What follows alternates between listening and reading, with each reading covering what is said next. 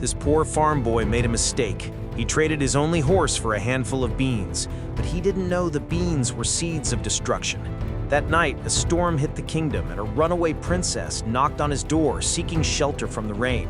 While they were talking, a single magic bean fell through the cracks of the floorboards and touched the wet soil underneath. Instantly, the ground exploded. A massive green vine shot out of the earth like a rocket. It tore the house apart and carried the screaming princess straight up into the clouds. Desperate to save her, the boy climbed the stalk for 2 days until he reached a floating kingdom in the sky. He found a nightmare world where the residents were 50 feet tall. He tracked the princess to a giant kitchen where a giant chef was preparing to bake her into a pie. The boy sneaked up behind the monster and stabbed him in the back, freeing the girl and narrowly escaping before the rest of the horde arrived.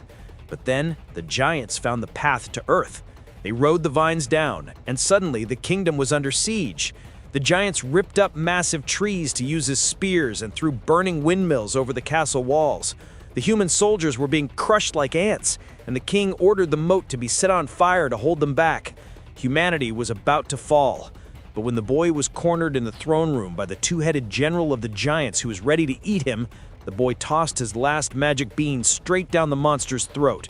The bean exploded in Giant's stomach, growing a massive stalk and ripped the giant apart.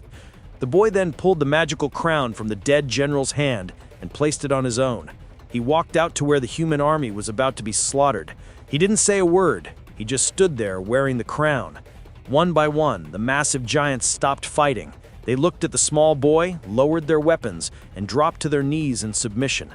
He ordered them to return to the sky and cut down the beanstalks, sending the monsters back to the clouds where they belong forever.